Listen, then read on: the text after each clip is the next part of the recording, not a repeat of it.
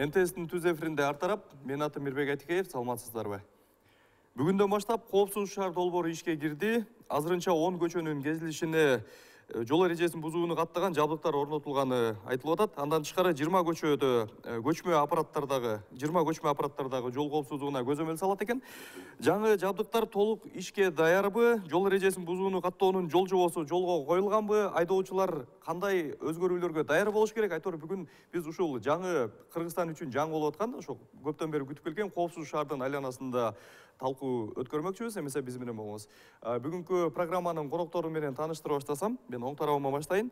Кыргыз Республикасынын Ички иштер министрлигинин жол кыймылынын коопсуздугун сактоо башкы башкармалыгынын мониторинг борборунун бөлүм башчысы Нурбек Молдогазиев мырза, ошондой эле биздин экинчи коногубуз Нуркамал Максутова, жол коопсуздугу коомдук уюмунун өкүлү, жана биздин үчүнчү коногубуз Улук Кыдырбаев, биз эксперт аналитикалык борборунун аткаруучу директору, жана биздин төртүнчү коногубуз Кубан Жусупов, Бишкек шаардык мэриясынын транспорт бөлүмүнүн башчысы.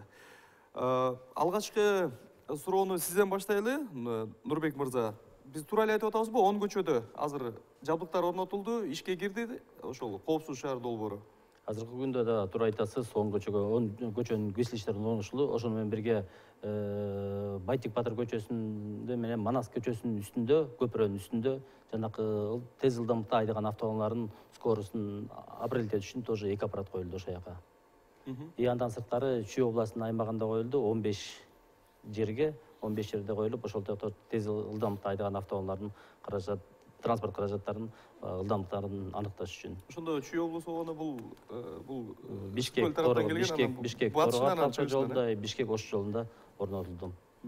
Анан эми алар кайсыл жол эреже бузууларын же болбосо кандай абалдарды каттайт? Кандай болот? Кантип иштейт? Ошо боюнча айтып берсеңиз. Эми биринчиден бул Чүй областына коюлган аппараттар болсо көбүнчө ылдамдыкта айдагандарды, карама каршы багытка чыккан автоунааларды эрежесин бузууларды каттайт. Бишкек шаарында орнотулган болсо, бул жанакы жөө жүргүнчүлөрдү өткөзбөгөн жерлерден, жол чырактарына баш ийбегендер, жол эрежесине баш ийбей карама каршы багытка чыккан автоунаалардын, жанакы жөө жүрүүчү адамдардын тротуарларга чыккан автоунаалардын, ошондой эле жанакы стоп сызыктарына токтобой өтүп кеткен баш ийбей, ошондой жол эреже бузууларын каттайт.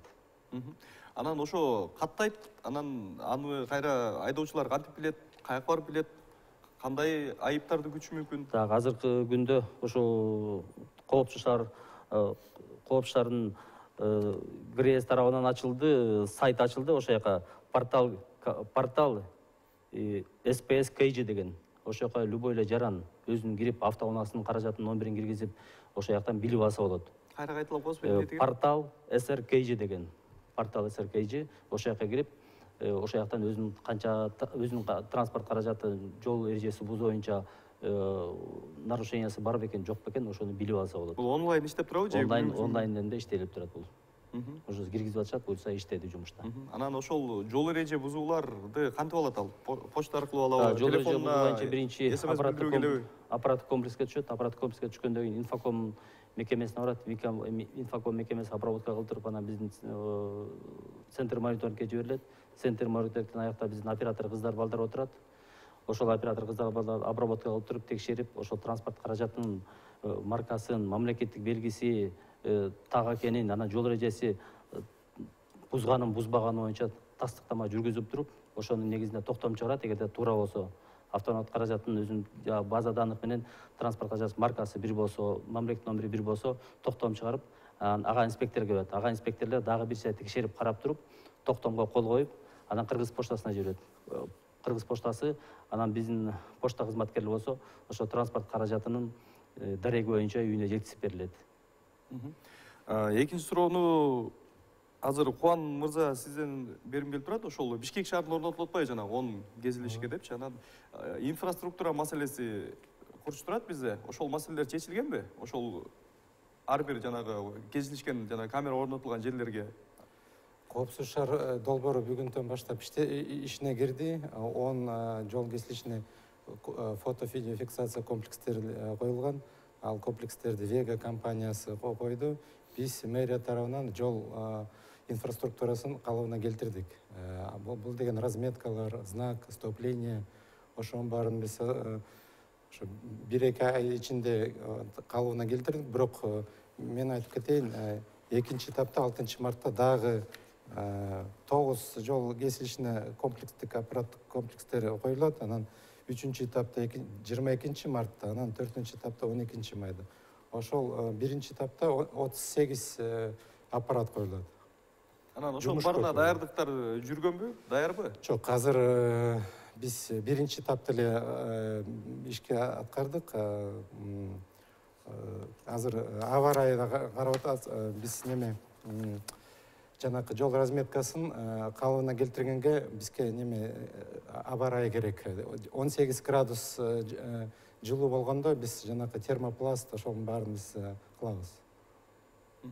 Калган суроолор да алдыда болот. Азыр Нуркамал айым айтсаңыз, ошо жол коопсуздугу боюнча соңку мониторинг жүргүзүп келатсыздар да соңку ошо кадамдаргачы. Анан кандай бардыгы ойдогудай болуп келатабы же айрым баягы сунуштар бере аласыздарбы? Эмнелерге көңүл буруш керек?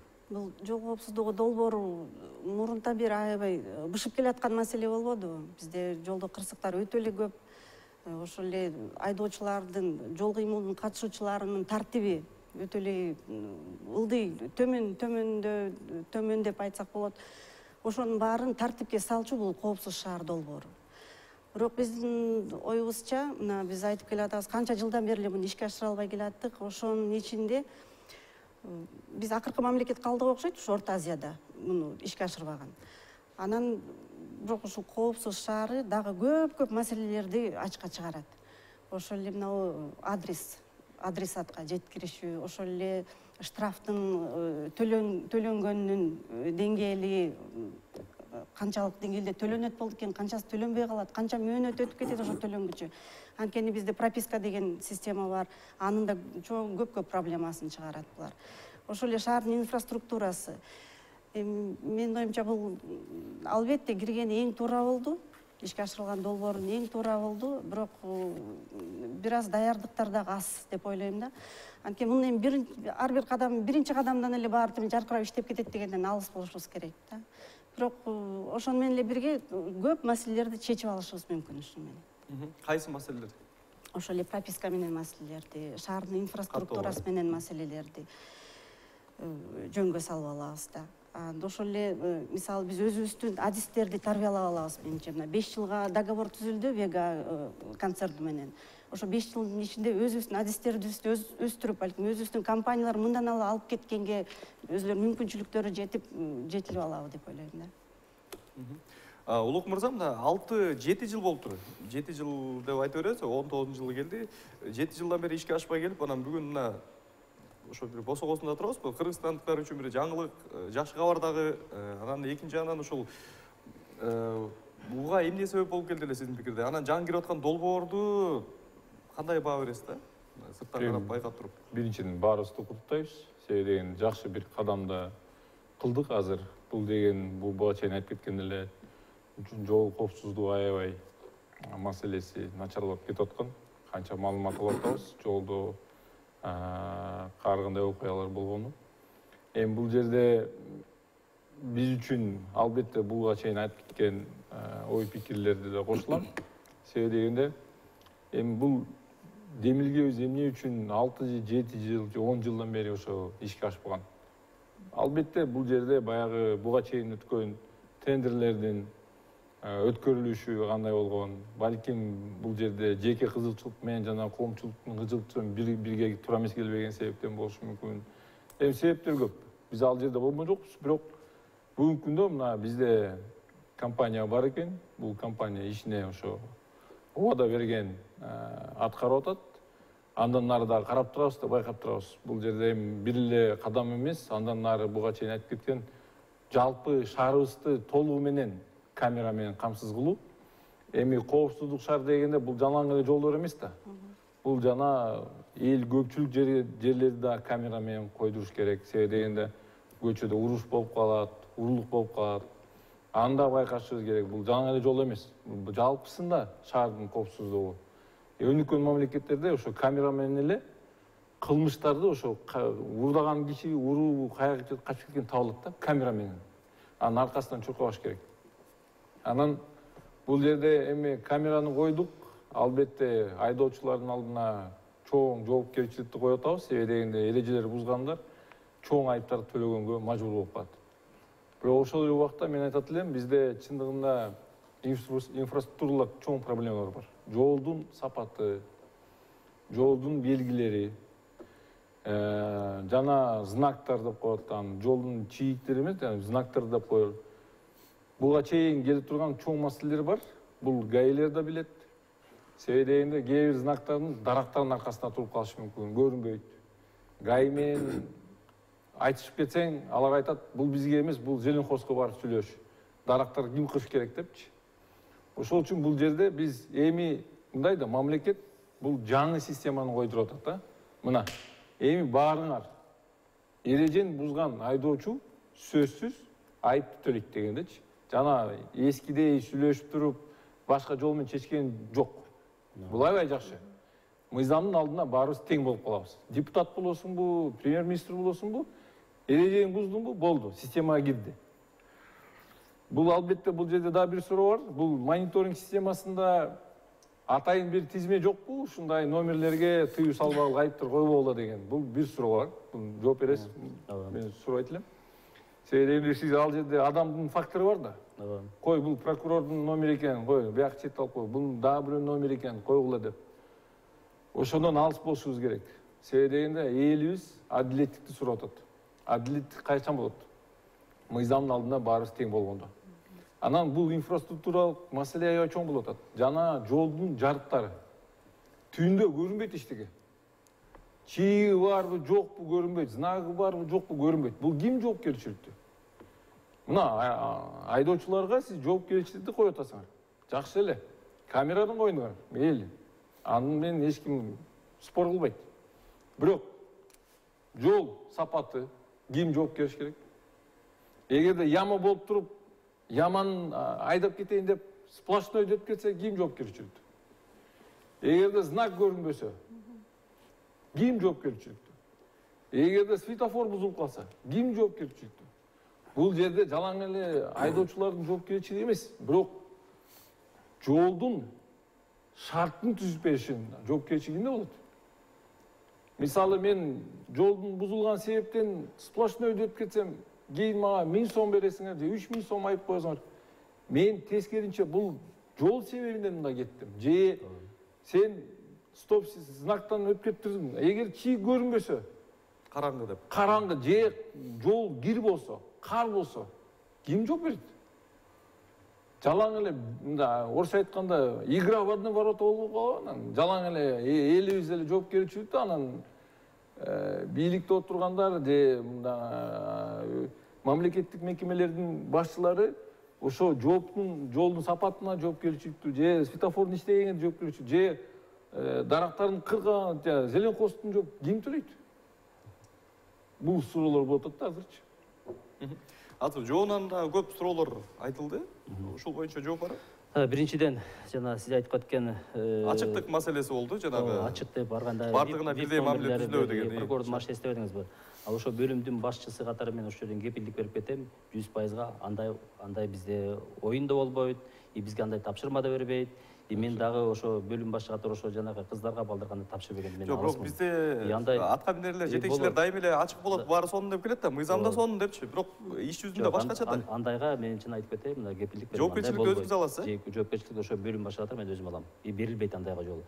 Анан жана сиз айтпадыңызбы, тиги ошого кошумча коеюн, ошол убакта жолчуга кызыл күйүп турганда ошол тез жардам, өрт машинелери же сопровождениемен кетип бараткан машинелер болсо, аларга жол берилет. Андай случайлар ошо колоннада бараткан машинелердин баары алынат, тез жардамдагы, МЧС машинелери да, тиги калган баягы тез маяктар включенный баратканын баары алынат андайга. Анан жана сиз суроо бергендей, эгерде ошол жерде яма болуп калса, может ошол жерде бир машина бузулуп туруп калса, сиз жолдон баратып ошол кайсынан өтөсүз? Сөзсүз түрдө жол сызыгын чийип өтүшүн кесиш керек. Андай случайларда тоже андайлар бизде бар, отклонение деген бар, ошолор отклонить этилет. Бул ошол машинанын каражатын сиздин транспортуңузду мисалы алып койсок, анан эртең инфокоп текшерет. Эмне мону алып койдуңар бул транспортты? Анткени жол эрежесин бузбадыбы? Аяка биз жазабыз. Манакей жол эрежесин бузду, анткени биякта астында аварийный машина турат. Ошонун кесепетинен же яма болуп калыптыр, же ошол жака бир темир түшүп калыптыр. Ошону айланыш үчүн ошону кесип өттү деп биз. ал боюнча тасталат. Анан баары эле тиги штраф салып бергенге андан алыс болсун. Мисалы жолдун жарыгы боюнчачы. Телефон чалуу бар деп атат, кабыл алып койсок. Алло, саламатсызбы? Алло, саламатсызбы? Саламатсызбы? Өзүңүздүн тааныштырып, суроошуңузду айтып кетсеңиз. Атым Бакыт болот. Менин суроом мындай болуп атат. Стоп линиялар боюнча. Мисалы, Бишанали менен Чүй көчөлөрдүн кесилишинде стоп линия светофордон алыс жайгашкан да. Ал эми Молодая гвардия Чүйдө стоп линия мына жакын жайгашкан. Ошол эртең күндө пробкалар болобу, кандайдыр бир нерсе болсо, стоп линиядан ашып кетет да, мажбур ашат. Анан көп постановлениялар келиши мүмкүн. Ошон үчүн мен сунуштайт элем, стоп линияны кайра карап, кичине светофорго жакыныраак кылыш керек депчи. Себеби биздин көчөлөрдө, Бишкектин шаарынын көчөлөрүндө стоп линиялар ар кандай жайгашкан да, бир стандартка жооп берилбейт. Экинчи маселе, экинчи суроо, бул мисалы пробка болуп калганда стоп линиядан өтүп кетет да киши, анан кийин жанып калганда кызыл токтоп калат. Ошондо видеокамера фиксировать этип калганда бул нарушение болуп калат. Кийин келечекте бул кандайдыр көп элдердин нааразычылыгына алып келет да, ошону кайра карап чыкса жакшы эле болот эле деген сунушум да. Эки маселе экөөңүздөр айтылды. Соңку суроодон баштайлы. Жанагы маневрду аягына чыгаруу деген бир жол эрежесинде бар эле, э? Да, ошол жол эрежесинде каралган. Эгерде сиз айдоочу эгерде жашыл чыракка өтүп кетип, анан ошол астынан мисалы транспорттардын пробкасы турпаса же да помех болуп жыла албай өтө албай калса, бир жөө жөнчүгүлөрдүн кесепетинен ал убакта кызылга чыракта өттү деп эсептелбейт. Биякта фиксация болот. Качан сиз кызылга өтүп кеткенде же стоп линияны кесип барып, жетпей эмес кесип андан өтүп барып токтосоңуз, ошондо жол эрежесин бузулду деп эсептелет. Жанакындай раз сиз жашылга өтүп барып жолдорсо туруп калып же сызыктан өтүп кетип анан кайра кайрыла албай же бурула албай калсаңыз, ал жол эрежесин бузду деп эсептелбейт. Талант Кубан мырза, айтып кетсеңиз, ошол эле жанагы жол белгилери боюнча, инфраструктура маселеси боюнча көп суроолор болбодубу? Буга чейин Улук мырза да айтып кетти, анан телекөрүүчү да айтып кетти, жанагы бир стандарт жок депчи. Түшүнүктүү. Ушул жагы эске алынган. Азыр эң чоң көйгөй жанагы 5 жол кесилишинде пробка болуп атат. Бул деген Жибек жолу Молодая гвардия, Чүй Фучика, Жибек жолу Фучика, Чүй Курманжан Татканан, Горького 7-апрель көчөлөрүндө. Мурун экинчи линиядан поворот болчу. Ал знакты алып койгон, ал маселени азыр биз карайбыз, эртең бүрсү күнү. Теги чогулуш болот, эмне үчүн мурун знак болгон, азыр ал знак жок. Ошондуктан 2-3 километр пробка болуп атат. Бир эле полосадан поворот болуп атат. Бул бир. Экинчиден суроо болду, эмне үчүн стоп линия мындай дегендей. Стоп линия анан знак стоп деген. Бул ГОСТ боюнча коюлган. Бул маселени биз ченеп кайта жоопту берели. Мен азыр так айта албайм. Айрыма бар деп атат. Чүй Бишаналиевада мисалы зебрадан 3 метр, а биякта 2 метр же 5 метр. Мен азыр так айта албайм. Мына инфраструктура маселесин азыр суроо берип коелу. Инфраструктура маселесинде мына бүгүн эле биринчи күндө көйгөй жаралып аткан өзүңүз айтып кеттиңиз. Мына баланча чакырымга чейин бир эме бурула албай пробкада турат депчи. Анан ошол нерсени мурда эле балким кошумча жана жол чыракка кошумча белги коюп же башка кылып мындай форс мажорду алдын ала чечсе болбойт беле? Түшүнүктүү. Бул деген мындай маселе. Вега компаниясы ГОБД же алдын ала эле мындай паспортто алган. Элден бага тезирээк ачылыштын айласыбы. Ошол паспортто бир эле мисалы поворот солго же оңго бир эле полосадан болчу экен. Ошондуктан биз азыр кайта карап атабыз ал маселени. Мен ойлойм, бир жакында ал маселе чечилет. Мисалы знак же асфальтта яма болсо же светофор иштебесе, бул маселени биз албетте карайбыз. Эң көйгөй маселе бизге болот. Мисалы гололед же кар көп жаап калса, бизде азыр реагент жок. Туз анан кум менен эле неметет, антигололедный жанакы мероприятие. Ошондуктан биз бюджетке киргиздик реагент алганга. Бирок бул маселени биз албетте бул мисалы заматта чече албайбыз. Эмки кышка биз даярдыкты көрөбүз. Мисалы жол белгилери караңгы болуп калса, караңгыда көрүнбөй калган болсо белгилер, ошол эле жанагы маселелер көп маселелер айтылбадыбы? Ошол үчүн мэрия жооп береби? Айыппулду төлөп береби? Мэрия жооп берет. Биз айтпадымбы, 10 жол кесилишинде инфраструктура даяр. Жарыктандырылган. Ооба. Күнү түнү көрүнөт. Күнү түнү.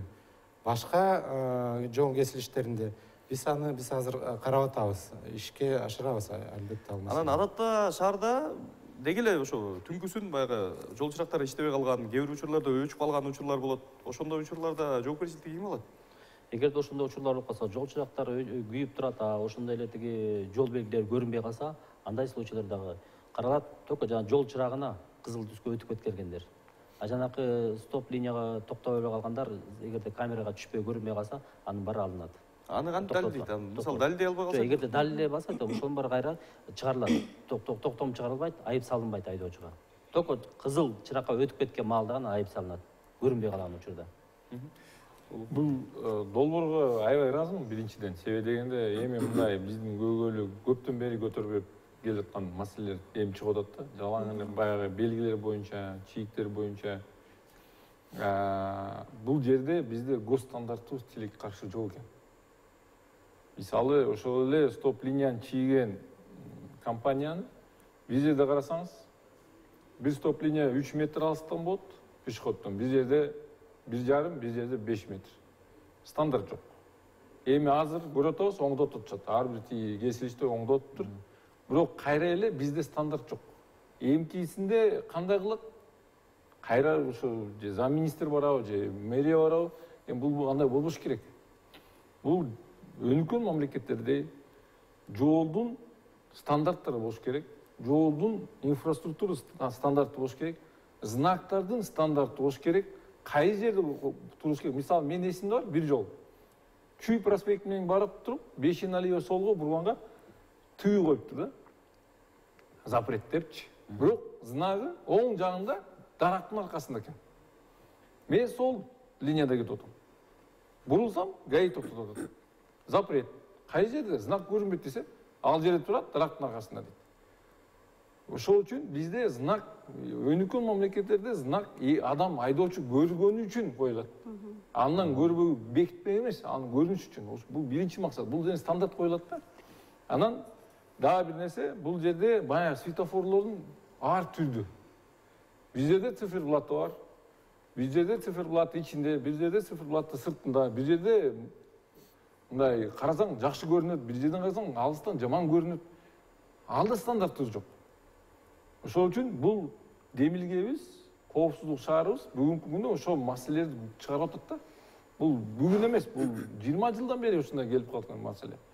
Ошол үчүн мен ишенем, бул долбоорго негизинен биз ушундай чоң стандартка келиш керек. Албетте.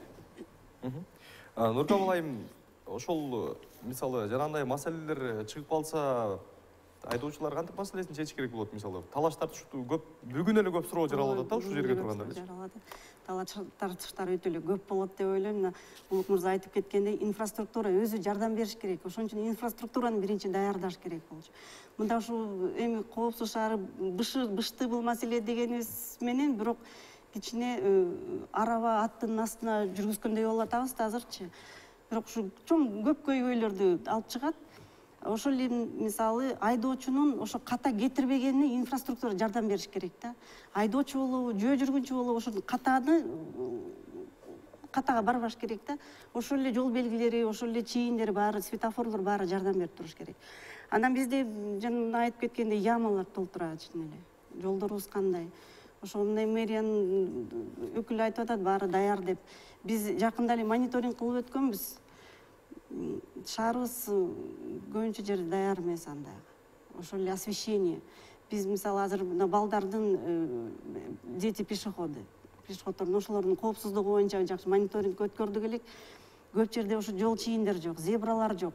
Балдар пешеходдор өтөйүн дегенде ошол эле жол чырактары өткөнгө жөө жүргүнчүгө жардам бербейт экен. Жөө жүргүнчүлөр үлгүрбөй калат экен кээ бир жерде. Ошондо биз маселени көтөргөнбүз, ГАИге билдиргенбиз, ошонун мөөнөттөрүн өзгөртүш керек экен. Ушундай кичинекей нерселер, бирок булар ошонун баары эле бир чоң маселени чыгарып атпайбы? Бул негизи комплекстүү маселе да жол коопсуздугучу. Анан ушу мында штраф гана чогулткан эмес, биз эң биринчи натыйжасы бул коопсуздук. Ошону эстен чыгарышыбыз керек да. Нурбек мырза, мен азыр ошол эле жөө жүргүнчүлөр маселесинин боюнча бир эки карама каршы суроолор болуп атат. Ошол эле сиз маселени көтөрдүңүз.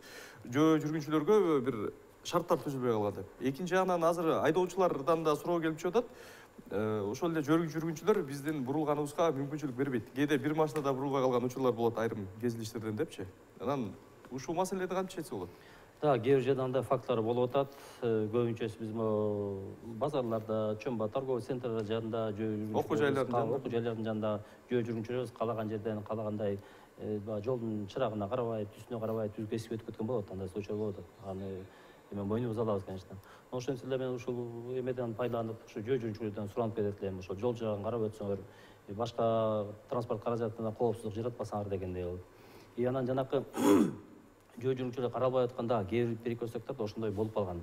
Ошолор боюнча биз тараптан дагы ошо кызматкерлер чыгып, ошонун светофордун күйүүчү секундаларын өлчөп, ошо жөө жарандардын өткөндөрүн эсеп, ошол боюнча дагы эмеге туура иштери жүргүзүлүп жатат. Жөө жүргүнчүлөргө да убагында жетишип өтүп кеткендей болуп деп. Азыр урматтуу телекөрүүчү, биз Кыргызстанда бүгүндөн баштап ишке кирген коопсуз шаар долбоорун талкуулап жатабыз. Бизде кыскача рекламалык тыныгы бар, анан кийин талкууга кайтып келебиз.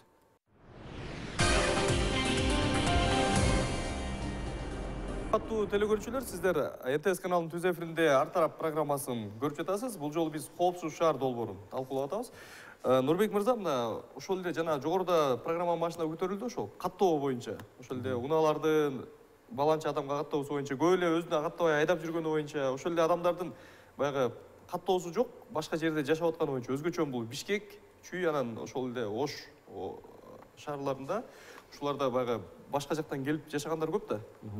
Прописка маселеси бар да. Анан ушул жагын кантип жолго саласыздар?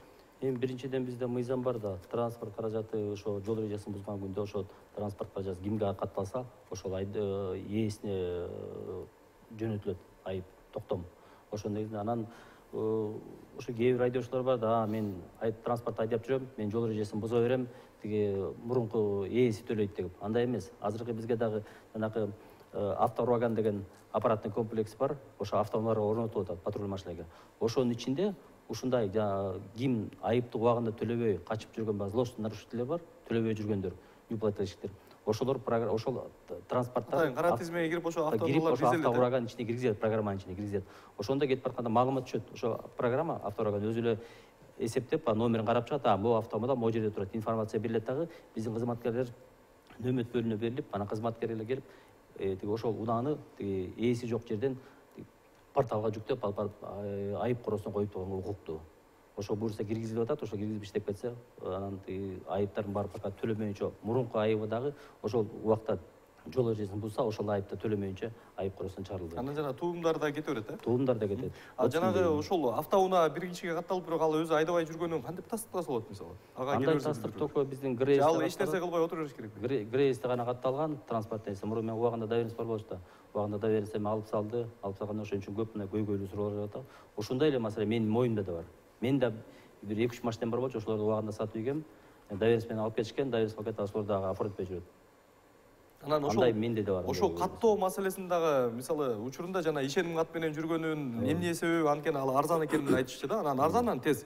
Бүгүнкү күндө мисалы мамлекеттик каттоо кызматындагы баягы кызматтардын акысы кымбат экенинен биринчиден кээ бирлер тезирээк машина алмаштыргандар болсо бул кыйынчылык жаратарын айтып келишет. Экинчиден ал жердеги тейлөөнүн сапатын кайра эле көтөрөт да ошол маселени.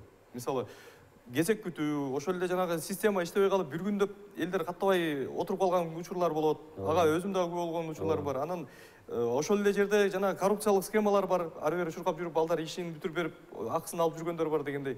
Ушул маселелер баары эле комплекстүү чечиле элек да, айланып келип эле. Ушул жактар баардыгын комплекстүү карап келатсыздарбы? Эми буюрса бул эми чечилбеген суроолор көп туулат да. Бул таза безопасный шаар деп, коопсуз шаар деп кирген программадан кийин ошон үчүн көп суроолор жаралат да. Ошонун баары мен ойлойм, ошол оң жагына чечилип кетет деп. Жана кандай да транспорт каттоо боюнча ГРС катарынан берилген. Былтыр 2018-жылы 3 айгабы 5 айга чейин срок берилген. Точно эсимен чыгып калды. Льготный период берилген. Ошол эле учурдагы аябай кезек күтүүлөр, ажиотаж башында биз кандай кылабыз? Башында барбайбыз. Эң аягы срок бүтүп баратканда жанталашып барабыз да. Ошон үчүн кезектүүлөр ошончо жаратат. Ошо кезектерди өзүбүз эле жаратабыз кайра. Ошо айттым, эрте эле бар. Эрте барып оформить алып. Анан документтер убагы жок жүрө беребиз, анан ГРС келгенде доверенность алып келишкен экен, ишеним катын алып келишкен деп, ошого бармак менен кайра барбай коебуз. Убагында документтерди тууралап тастыктап жүрсөк, ал эми көптө кыйынчылык жаратпайт. көпчүлүк суроолорду өзүбүз жаратабыз. Ошо мамлекеттик каттоодогу жанагы коррупциялык маселелер да каралып атабы? Эми ал коррупция сизге жагынан компетенттүү менин ага Жок, негизи мындай, бул маселени коесузбу? элдер айткандай, жарандар айткандай, конечно, бар да. Бар, болуп атат. Рахмат. Бизде телегөрүүчү бар экен. Байланыштан кетти. Ушул бир топ маселелерди Улук мырза мына көтөрдүк. Маселелерди айттык, баланча болуш керек, мындай комплекстүү деп. Анан ошолорду чечүү үчүн өкмөттөр эмне кылыш керек, бийликтер? Эми биринчиден бийликте тунук түшүнүк болуш керек да, бул жерде эмне кылышыбыз керек. Эми Кудай шүгүр азыр мына коопсуздук шаардын демилгесин кесептен мындай көйгөйлүү маселелер чыгып атат. Буларды тез арада чечкенге мажбур болуп атпайбы? Азыр жөн эле мындай күтө албайбыз турабы? Жолдорду оңдош керек, инфраструктураны оңдош керек, жана каттоо системаны да тезиретиш керек. Бул баардыгы ошо тилек каршы убагында, сиз туура айтып кеттиңиз, убагында мүмкүнчүлүк болгондо, мындай шашпай, мындай беймарал жасаганда биз мына бул долбоор ишке ашкандан кийин бул керек экен деп эми ишке ашырып баштатабыз да. Бул баягы эле бизде менин эсимде бар, биз башка темада, бирок дыйкан чарбачылыкты өнүктүргөндө канча эл аралык консультант келип туруп айтып аткан, силерге кооператив түзүш керек, Анан ийекке киргенден кийин биз түшүндүк, кооператив түзүш керек экен эми. Бирок буга чейин бизге 15 жыл, 20 жылдан бери ошо эл аралык адистер айтып келип аткан. Бул жерде эле баягы эле инфраструктура маселеси бүгүн эмес. Бул эле 10 жылдан бери эле айтып жүрөт. Мына адистер, эксперттер, серепчилер айтып атышат. Жолубуз шарты ушундай экен. Жолдо мындай көйгөйлүү маселелер бар экен. Адилетсиз бар, бардыгы бар деп атат да. Эми мына азыр камераларды койдук. Буга чындыгында бизге чоң саясий эрк керек эле да. Саясий эрк, анан бюрократикалык эрк. Буга чейин эмне үчүн бул ушундай эле долбоорлор ишке ашкан жок?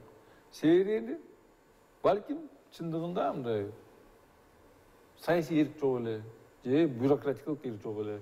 Тоскоолдуктар кылган. Мына эми ашты, азыр мен бир маалымат көрдүм. Тестовый режимде бүгүнкү күн иштеген жана системабыз 10 миллион сомго, бир күндө 10 миллион сомго, ушу миллион сомго ушунчалык айыптарды чогултат экен. Тестовый эми жөнүнөн карап чыккан экен, канча нарушение экен. Бир күндө. Аябай көп экен да. Ошондо ойлосоңор, мына азыр бул системабыз канча айыптарды төлөйт, канча айып төлөмдөрдү чогултат. Анан буга чейин ГАИнин канча бюджети болгон. Алар канча айыптарды каттаган. Бул салыштырганда биз ошондо мындай божомол ошо ГАИлердин арасында канчалык чоң экен коррупция болгонун түшүнөбүз да. Бизде телефон чалып бар экен. Алло, саламатсызбы? Саламатсызбы? Алло, саламатсыздар. Өзүңүздү тааныштырып, сурооңузду бериңиз. Менин атым мен ошо бир көчөнүн кесилиши жөнүндө сурайын дедим эле да. Ак өргөдө Барпалыкулова менен Муктар Өмүрөкулов көчөсүнүн кесилиши бар да, светофор бар. Бул жаңы, кийинки жаңы көчө. Мурун Гагарин болсо, Муктар Өмүрөкулов. Ушул Барпалыкулов Улантып бериңиз. Рахмат. Биз байланыш үзүлүп калды окшойт. Ошол жердеги жолчурак боюнча сөз кылайын деди окшойт. Барпалыкулов менен Барпалыкулов менен Өмүракунов көчөсү дейт. Ак өргө менен Ак Ордонун ортосу кезилишкен жер. Түшүнүктүү. Биз жыл сайын титульный список кылабыз. Ал титульный списокко 20дай светофор киргизилет. Жыл сайын жаңы 20дай жол чырактарды коебуз биз. Ал маселени да биз карайлы ошол көчөсүнө. Бирок мен да айтып кетейин, жанакы Улук мырза айткан 17 секунд эле иштейт, анан элдер өткөнгө жетишпейт деп кошумча дагы биздин айтып берди. Ал маселени да биз карайбыз. Эмне үчүн 17 секунда? Бул маселени ГАИ менен хронометраж кылып 17 секунд жетеби же жетпейби, аны биз ал системаны карайбыз, тапшырма беребиз. Анан жанагы суроо боюнча эң биринчи тендер 2012 жылы өткөн да, ушул коопсуз шаар боюнчачы. Анан ошондон бери бул Эртеби кечпи бул маселеге биз келерибиз ушундай бир система долбоор иштерин билгенбиз да. Анан бийликтер да билген. Ошол эле шаардын бийлиги, ошол эле сиздер эмнеге ошол бүгүн мына шашып жазып атасыздар да? Долбоор киргенден кийин кээ бир маселелерди чечебиз деп атасыздар. Алдын ала мындай жыл сайын мындай пландуу түрдө жасап келсе болбойт беле ушунун баарын? Албетте болот. Жыл сайын мэрия тарабынан пландары бар. Мисалы 40-50 километрде жолду асфальттайбыз биз. Жанакы Кытай грант менен, анан бизде Бишкек асфальт сервис бар. Анын да планы бар. Шаардык бюджетте каражат тиги Гор кеңеш тарабынан бекитилген, канча каражат кетет, асфальт, канча светофорлорго, ошонун баары бар. Бирок мен айтып кетейин, ал каражат жетпейт. Албетте ал каражат жетпейт. Мисалы жол чырак боюнча кээ бир 60-70% жол чырактар ал эски ламповый светофор деп коебуз. А светодиодный светофорлор азыр 30-40%. Биз ойлоп атабыз, 1-2 жылдын ичинде толук шаар боюнча светодиодный светофор койгонгочу. Анан маселе болуп атпайбы? Жанакы жол жүргүнчүлөр мисалы жай басып тиги машиналар өтө албай. Ал маселе боюнча да биз ойлоп атабыз, мисалы тиги пешеходный светофордун тиги системасын башкача өзгөртүп, мисалы 3-4 секундда калтырып, кызыл светти күйгүзүп, уже пешеходдор өтө албай калат. Ошондуктан ошол системаны биз азыр карап атабыз. Бирок ал система жаңы светофорлорго кылса болот. Ошол эле жанагы каражатты көп талап кылбаган, ошол эле жанагы стоп сызыктарын, ошол эле башка маселени чечсе болот беле буга чейин. Стандарттарга шайкеш келтирип бири-бирине. Ошол эле жанагы дарактын артындагы жол белгилер маселеси бул чоң каражат жөнүндө сөз эмес да, бул мэрия үчүн чече турган маселе болуп келген да.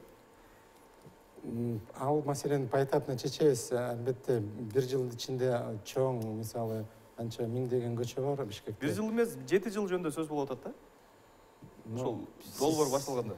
Түшүнүктүү. Бул жерде ошол мэриянын эле жоопкерчилиги эмес да. Бул жерде МВДнын жоопкерчилиги. Жок, ошол эле жергиликтүү бийликтер, ошол эле мисалы жанагы жол коопсуздугунун кызматкерлерин ошого мындай түртүп, ошондой бир эр шаркак иштесе болот да. Мисалы мэрия өзүнчө барып туруп знак кое албайт да. Жок, ошондой эми эр шаркак иштесе болот да, четсе болот. Бул жерде МВДнын ошондой чогуу ишчирип атат. Жок, келип туранса чечпейсиздерби? Да, чечилет. Чечилбеген жок. Чечпей 7 жылда кармап отура аласыздарбы ошо документти? Жарандардын суроосу кайрылгандары боюнча, мэриянын талаптары боюнча, Бишкек асфальттын суроо боюнча, ошол боюнча суроолор чечилип атат, коюлуп атат. Биринчиден азыр стандарттарды кабыл алышыбыз керек. Менин оюмча стандарт жок бул себептен азыр бир жол оңдойбуз, 2 жол оңдойбуз. Бирок эгерде биз стандарт киргизбесек, мисалы ошол эле лежачий полицейский деп коет го. Ал боюнча да стандарт жок. Жыл сайын өзгөртүп аттык, ар кандай. Мисалы биринчи эсине бар, мындай кичинекей болуп туруп, машина өтпөй калып туруп, анан чоңдорду. Бирок ал да стандарт жок да. Бизде тилек каршы Кыргыз Республикасында жол маселе боюнча көп стандарт жок болуп аткан. Стандарт барбы? Стандарт бар. Эмнеге ар кандай болот да? Ал стандарт бекитилген, ал стандарт Евразестин стандарты. Биз ошол стандарт менен азыр иштеп атабыз. Жана лежачий полицейский боюнча разметка, стоп-линия. Бардык жол белгилери боюнча. Бар. Дагы кээ бир тиги интернет форумда кээ бирлер айтат, эмне үчүн стоп контроль, фотоконтроль кыргызча жасалган жок. Бирок ал стандарт боюнча жасалган да. Ошондой. Эл аралык деп стандарт боюнча. Сиз кошумча. Мисалы ушундай суроо болгондо эле каражат жок деп чыгышат да, ошол эле мэрия бийликтегилерчи. А биз акыркы убакта вуздагы преподавательдер менен иштедик, именно жол боюнча инженерлер. Бизде даярдалат экен, жакшынакай адистер бар экен. Алардын мисалы эл аралык тажрыйбага таянган жакшынакай иштери бар экен. Ошолордо адис катары аларга кайрылбагандар дагы аябай өкүнүчтүү да, биздин бийликтегилердин. Ошол эле мэриянын жакшынакай инженерлер бар экен, жакшынакай решениялар айтат, каражатты көп сарптабаган, көп ыкмаларды биз колдоно элекпиз дейт, ушул эле коопсуз боюнча. Ошо кайрылыш керек менимче.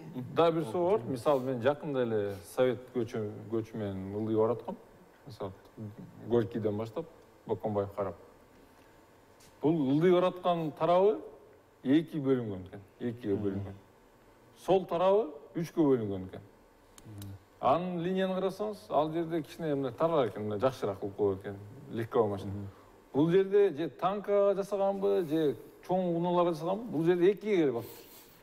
Бул жерде мына, бул деген стандарт жок деген. Бизде сызыктар бар, бирок алар биздин жолубузга карап ылайыктуу ширина линии кандай болуш керек? 3,7 же 3,3 болуш керекпи, же 2,7 болуш керекпи? Бул стандарт дейт. Жана стоп сызыгын до пешехода 2 метр болуш керек, 2,5 3,3 болуш керек, бул стандарт деген. Знак. Мен анын формасы эмес. Мен кай жерде болуш керегин стандарт болуш керек. Айдоочуга көрүнгөндө болуш керек. Эгерде солго поворот запрет болсо, мен бул жерде көрүшүм керек аны. Оң жакта эмес. Ортодо. Ортодо. Вот это стандарт. Ал бул стандарт жок бизде. Тилекке каршы. Себеби номер белгилери коет, бирок белгили кайсы калган жери коет. Бул стандарт, бул бир иретке кириш керек. Ошону суранып атам мен. Нурбек Да, мырза, чынында айтабыз, кээ бир да андай кемчиликтер болуп калат. Жолду белгилөө туура эмес жолго сыяктуу бакка ар жагына арт жагына коюп калып атат. Туура эмес. Азыркы сызыктар боюнча сиз айтпадыңызбы, Горький көчөсү менен ылдый түшкөндө Пасковец кетип барасыз. Эми ошо Кулатовадан ылдый карай көрөсүз. Оң жагында, сол жагында да ошол жакта магазиндер бар, бер жакка чейин чыгып кеткен. Жол ичкерип кетти. А бери пешеходный переходдон өткөндөн кийин магазинден путепроводду көздөйбүз. Аяк уже баягысы эми жолдун ширинасы кеңейип кетти. Ошон үчүн аягы 3 полоса болуп кетип атат да. Жок, бир жагы 3 метр болуп, 3 полоса болуп, бир жагы 2 полоса болуп, бул карасаңыз өзүңүз эле көз менен көрүп каласыз. Бир жерде ширина, мына 3,7 же 3 да. Бир жагын карасаңыз 2,2 Бул жерде 3 линия нормально кетет, эч ким эрежени бузбайт. Бул жерде 2 линия болгон, бирок дагы эле 3 полоса, 3 ряд менен коюп атат. Совет көчөсүнүн Ошол эле сызык боюнча, бир сызык боюнча кайра эле Жижинкада бирөө парковочный сызыктар коюптур. Эми бир жерин карасаңыз, жолдун четинен 30 метр кетип туруп сызып атат да. Бул 30 сантиметрди эмнеге ким калтырган? Ал боюнча Просто мен түшүнбөйм да, кээде ушунчалык беспредел кетип атат ушу сызыктар боюнча. Эми ал боюнча Ошону ким текшерет, ким кабыл алат? Ал боюнча да сиз айткан жана туура эмес сызыкта чийип кеткен сызыктар боюнча биздин жол кыймыл кызматтын башкармачылыгынын дорожный отдел деп коет, ошо жол бөлүмү боюнча предписание берилип атат. Айып саласыздарбы ошол эле мэрияга?